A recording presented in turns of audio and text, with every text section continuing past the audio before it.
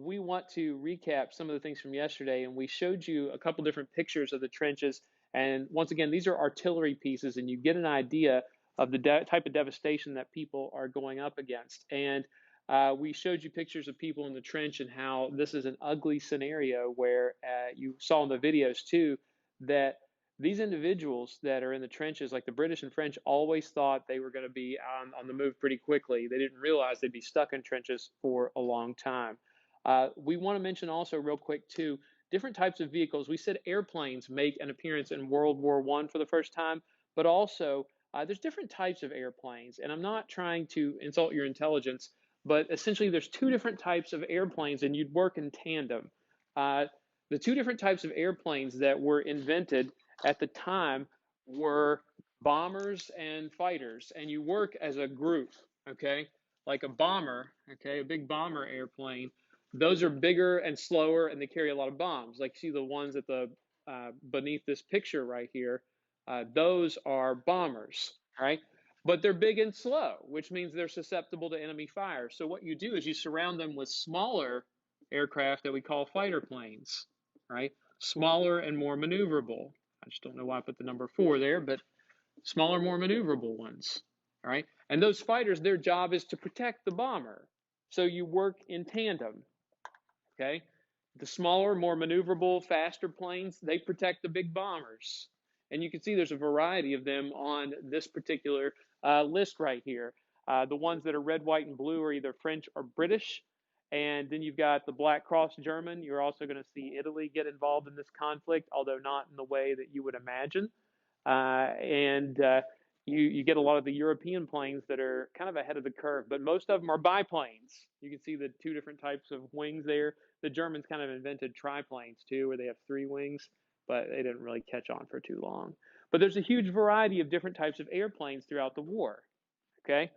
One other type of vehicle that's going to be very prominent here, tanks, we mentioned them, but something we hadn't mentioned, submarines.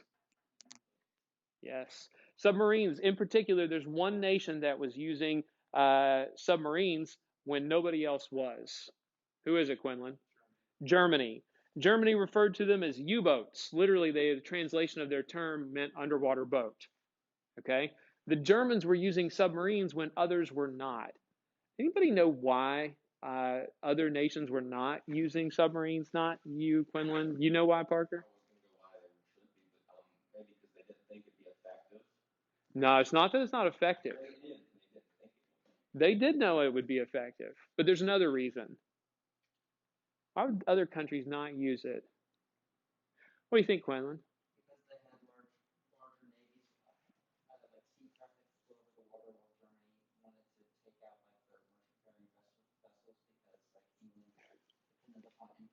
Yeah, but they could have done that with regular ships, which they already knew how to build. Why invest in this new type of technology, underwater boats? No, it's not a bad guess either. But here's the reason why. Submarines had been around for a while. The idea of submarines had been around for a while. In fact, the first submarine to ever sink an enemy ship was in the U.S. Civil War. The Confederacy had a submarine that actually sank a ship, and eventually it damaged itself in the process. But the idea of a submarine had been around for a while. But people didn't believe it was an honorable way to fight. They're like, why don't you put your boats on the water like a real man? All right. And the Germans are like, yeah, but this is a really good way to not let them know where you are. Okay. And remember, the videos were showing us that technology changes really rapidly during war. And there's an old expression when it comes to invention: necessity is the mother of all invention. It's amazing what you can invent when you have to. And remember, Germany wants a powerful navy, and these U-boats are going to wreak havoc on European ships and transport ships that are coming across the Atlantic just to supply Europeans with various items. So these U-boats are going to be extremely powerful. But other nations are like, that's not a good way to fight. Why don't you fight like a man? And the Germans are like, actually, this is actually going to be very effective. All right. So let's talk about the war itself. Okay. But one other thing before we get into the war. You remember the Triple Alliance where you had Germany, Austria, Hungary, and Italy? Italy decides that they're not going to fight with these countries because the Italians are like, hey, you guys provoked this war. So peace out. And instead, Germany and Austria-Hungary pick up a new partner. They pick up the Ottoman Empire. Ooh, I know. Ruled by Mehmet V. It was preceded by Mehmet IV. That's true. The Ottoman Empire is the empire that is ruling most of the modern Middle East. Okay? The Ottoman Empire had been around for almost a millennium, and they had controlled the Middle East for as long. Right? And they are siding with the Germans and the Austro-Hungarians. They had had a trade relationship with Germany for several years at this point, and they also felt like this was the time to get involved. They had a similar case to Austria-Hungary. Ottoman Empire knew that they were on the decline, and they saw this as a chance to get in and improve their standing in the world. All right, so Italy's out, the Ottoman Empire is in. They called themselves the Central Powers, because they were like through Central Europe and then part of Asia. I'll show you a map here.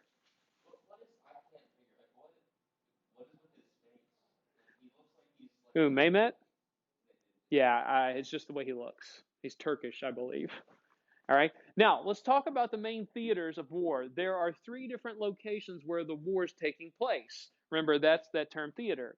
Okay. You had the Eastern Front over here where Austria Hungary and Germany are fighting against the Russians. All right. The Eastern Front. Ooh. Now, on the Eastern Front, during the first 2 years of the war, Germany is kicking butt on this front. Okay, Austria-Hungary not so much, but it's like they're on the winning team. It's like Germany's Michael Jordan and Austria-Hungary's the guy that played with Michael Jordan. No, not even close to that. Okay, and Germany is doing really well. You're going to see right here, like it shows you that the green line shows you how far Germany and Austria-Hungary are going to advance into Russia. All right, they're making tremendous progress. All right, Germany is making a lot of progress on this front in the war. They're actually winning and gaining territory. Now, fun fact: on this front, there wasn't a whole lot of trench warfare on this side of the war. Okay, and a lot of it had to do with the geography of the territory, but you don't see a lot of the trench warfare on the Eastern Front. You're going to see that on the second portion of the fight. All right, so you had the Eastern Front over there in Russia, and now you have the Western Front. Okay, this is where Germany and Austria-Hungary are fighting against Great Britain and France. Ooh, that's interesting. Right? And Germany had invaded. Remember, they launched their Schlieffen Plan. And if you remember, the Schlieffen Plan was, hey, we'll try to knock out France really fast, and then we turn all of our energy around and head towards Russia. Okay? And the Schlieffen Plan sounded like a really good idea, okay, except it didn't quite work out the way they planned. All right? Hang on, we'll go back here a second, too. I want to show you this map. Right? The Schlieffen Plan, remember, it called for Germany to go straight through Belgium, whip into France, capture the city of Paris, and then they take everybody all the way back to Russia. All right? Because, look, there was a problem here. Germany realized that they didn't want to fight what's called a two-front war. All right? They're like, we can't fight two different sides at the same time. So the idea is, like, look, if I have to get into a fight with Parker and with Aaron, I'm going to try to take out Parker first. I'm going to hit him. I'm going to sucker punch him when he's not looking. Yeah, I'm going to sucker punch him and knock him out so fast, and then I'll be able to turn my attention to Aaron because I can't deal with fighting him and then having her behind me trying to kick me. Okay? So ultimately, Germany realizes, hey, we can't fight a two-front war. All right? So the idea was knock out France really fast, then whip everybody around there. That was the Schlieffen Plan. And remember, von Moltke, the general, had the Schlieffen Plan going, and the Kaiser wanted him to, he's like, no, don't attack France. They won't attack us. And he's like, it's too late. It's already in motion. We can't stop it. Okay? Now, that would have been great if the Schlieffen Plan worked, except it didn't. Okay?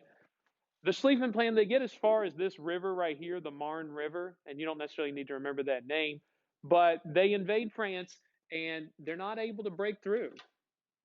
Okay?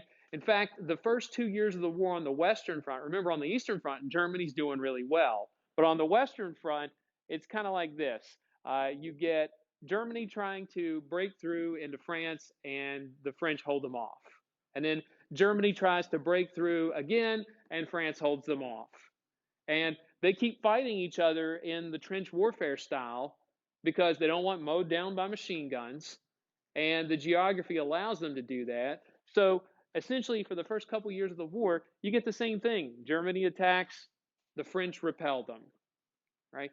And think of it this way. It's like if I wanted to get through this brick wall, I'm going to run into it head first. And when that doesn't work the first time, what do?